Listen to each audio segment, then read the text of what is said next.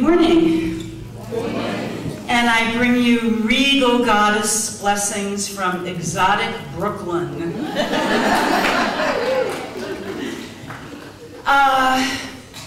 Let me see. I want to tell you about where the Queen came from and how I got this idea and what it might mean for us today. As I was nearing my 50th birthday, let me backtrack 1 second. I'm a shaman and have been for the last 35 years. So my specialty is ritual and ceremony, and this ritual and ceremony. Beautiful, just beautiful. So when I was nearing my 50th birthday, this is a major milestone, it's a half a century. I was assuming that I would have a knockout, drag-out, major monster ritual. And of course, I was assuming that it would be a croning ceremony. Until I actually reached my birthday, and I thought, sorry, honey, I'm not a crone. I am not, who identifies with this? I am not a crone. 11 years later, at 61, I'm sorry to say, or I'm glad to say, either one, it's just the reality, I'm still not a crone. I am not the old, wise one. Don't get me wrong, I'm smart as hell. But I'm not as wise as I someday hope to be. What does a 50-year-old woman know that an 85-year-old woman knows?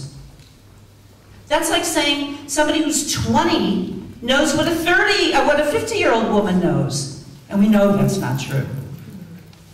A lot of living goes on in 30, 35 years. A lot of hopes and dreams and pleasant surprises and terrible tragedies, and life happens. A lot of life happens. So this made me think, I haven't been a maiden for a long time. I was no longer mother material, and I'm not a crone. So what am I supposed to be? What am I supposed to be? And then I realized, you know what, I'm not alone. I'm part of that baby boom generation. And we are the biggest single population group in the Western developed world. In the United States alone, there are 60 million women in our mid-years. Worldwide, we can double that easily. Archetype means universal. How can something be an archetype that leaves out 120 million women? It's not universal, I'm sorry. So this got me to thinking even more. Why is this happening? Why do I feel like this? Why don't I want to be a crone? And then I realized I do want to be a crone someday.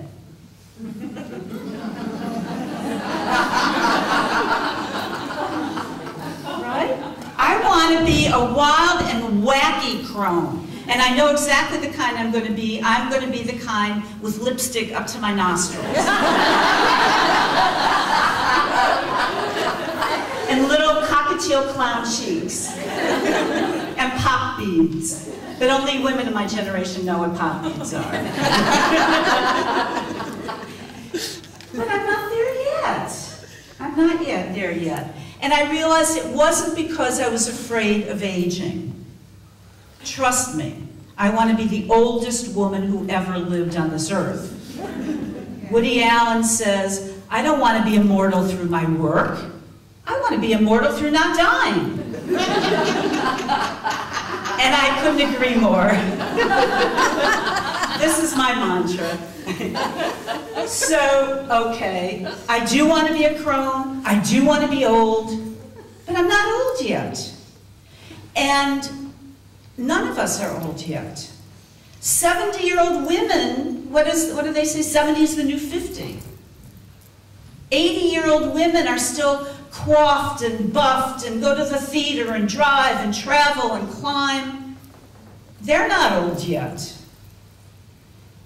So I realized it's because we are the first generation that has this extended lifespan. Dr. Christiane Northrup, who is an American gynecologist who specializes in women's health, body, mind, and spirit, says that if we reach our 50s without a chronic disease, and I pray that's every single one of us, then we have every right to expect to live well into our 90s. At the turn of the 20th century, the average age of menopause was 48. The average life expectancy for women was 52. So it was true. You stop bleeding, you're old, you die. Not today. Today, well actually, when I did the research for the Queen and myself, it was 1 in 50 lived to be 100. There are going to be quite a few centenarians in this room, because by the time we're old, according to gerontologists, it's going to be like 1 in 25. So you can't be a crone for half of your life. It's ridiculous. And it's disrespectful, I believe. It's disrespectful for true crones, who've really lived those 85, 90, 100, 126 years. So, we're not maidens, we're not mothers, we're not crones. What are we? And I loved everything that, and I'm sorry I forgot your name, that's one of my senior moments, Sheila said. Except, I believe that when we are in our 50s and 60s, our 40s, when we're in our mid-years, we are stepping into that very sovereignty that she spoke of. This is our time to rule. We have plenty of time someday to, reap the benefits, collect our laurels. But I haven't even finished planting all of mine yet. I've got a long life list, and I don't even think I'm halfway finished with it. So I started doing research, and I discovered, we have been led to believe in the women's spirituality community and the goddess community that the triple goddess is old, old, old, ancient, ancient, ancient, ancient, always triple goddess. Now there have been triple goddesses in many cultures, certainly in the Celtic culture. There are several instances of 3, but they're more sisterhoods. They're sororities of like-minded, powerful goddesses. They are not age-identified. The Hindu goddesses, the goddess women think of the triple goddess for Hindu culture to be either Lakshmi or Sarasvati as being the maiden, Durga as being the mother, and Kali being the crone. Now, I don't know if you've, excuse me.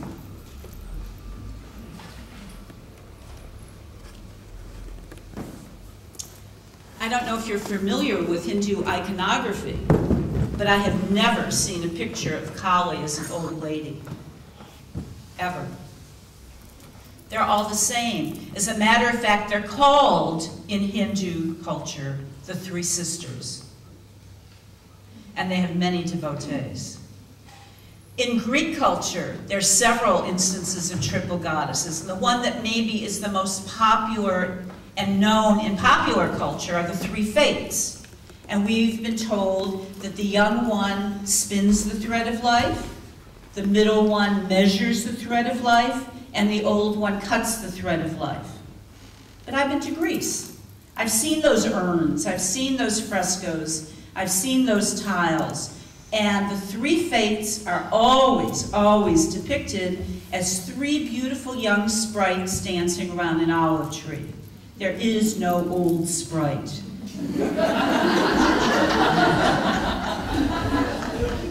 So where did this come from? Where did the maiden, mother, and crone come from? It was actually invented, and I have to say this, by a man. Robert Graves in his book, The White Goddess, was the first person to name the triple goddess, maiden, mother, and crone, and to identify her as the 3 stages of women's life, which, and we've all been led to believe this, connect and correspond with the 3 seasons, the three cycles of the moon, the elements, and so on. Well, I've been a passionate devotee of the goddess for 35 years, but I've never quite identified with the triple goddess. Because as a shaman, my work is a sky watcher. I celebrate equinoxes and solstices, which I know you do too, and all the cross-quarter days, and the new and full moon. And the triple goddess belies what I believe to be the true nature of nature. There are not 3 stages of the moon. Hello, they're called quarters. There are 4 seasons. There are 4 elements. There are 4 directions. There are 4 times of the day. So Robert Graves, his correspondences are that the maiden is identified with the rising sun, with the dawn, that makes sense. With the waxing moon, that makes sense. With the spring, that makes sense. With east, that makes sense. And he says air. Personally, I disagree. Personally, and I'm a tarot reader, air to me is a much more sophisticated, macro, micro, cosmic kind of thinking. I believe that the crone is air. That's as high as you can get. I believe the maiden is water. She goes with the flow. She is not damned. She's not censored. She lives very close to her emotions. Personally, I spent my first 18 years on the verge of tears every single day. So that's the maiden. He says that the mother is identified with high noon, earth, the full moon, south. What am I leaving out? West. Summer. Summer, thank you, summer. And then he says that the crone is water, I believe air, is the dark moon, is midnight, is winter. All that makes sense to me. Where's autumn? More importantly, where's fire? If women our age are not about fire, we are not about anything. Our bodies are burning up alive. Our emotions are completely impassioned. Some for the very first time, some are re-impassioned after 45, 50, 60 years of living. Because we realize our mortality and we are reinvested with a passion for life and living. And our emotions, our patience is fried to a crisp. I've been collecting what I call midlife mantras. And that is, if I hear at least 10,000 women saying the same thing, I know it's a mantra. And one is, and I know the Brits are probably way too polite to ever say this out loud, but I bet you felt this. One is that I've heard thousands of women say, I don't have time for this bullshit. You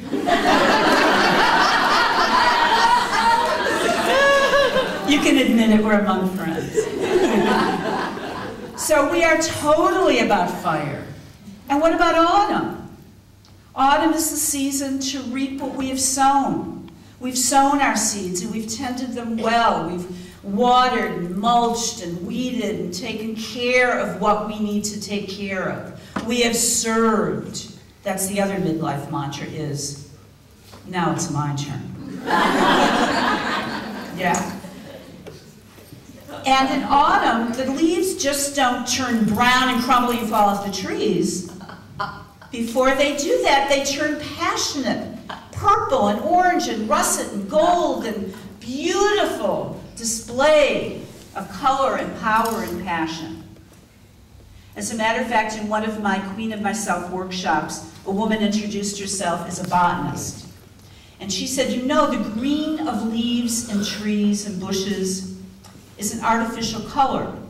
It has to do with the interaction of the chlorophyll in the plant with the sun, photosynthesis. She says it's not until the autumn that trees become the true color that they've always meant to be. And that's us. And it's the same thing with time of day. Unless you live on the equator, it does not go from noon to midnight in 1 second. First we have evening, and evening is like autumn. We have this fabulous, beautiful, colorful display of passion and glory before we get dark and before we have to face our death. So I believe that the triple goddess has served us and still serves the majority of women in the world today who live in the third world, who have a very attenuated maidenhood, a very extended motherhood, and if they've survived multiple deaths, multiple births, and hard times and poverty, then they get old and die right after they stop bleeding. But that doesn't apply to us. We have another stage, another face, and this puts the fourfold, the full-spirited, fourfold goddess into direct connection with nature, with all of the parts and all of the moods and all of the aspects and all of the seasons of nature without leaving out any. So I don't have time now to go into exactly what is the queen and all of the queenly things. You can come to the workshop this afternoon, or you can buy the book or go to the website, whatever, to find out more about the queen. Or you know what? You can look in the mirror. And that's where the queen is. You can look in the mirror and you can crown yourself as the queen of yourself, the one who is sovereign of her own life, the one who is power.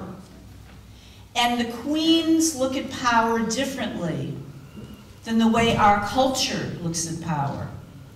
The patriarchal culture defines power as, if I'm going to be up here, then you got to be down there. And I have to stand on your shoulders to get up here. It's about power by domination, power by oppression, power by tyranny, by violence, by fear.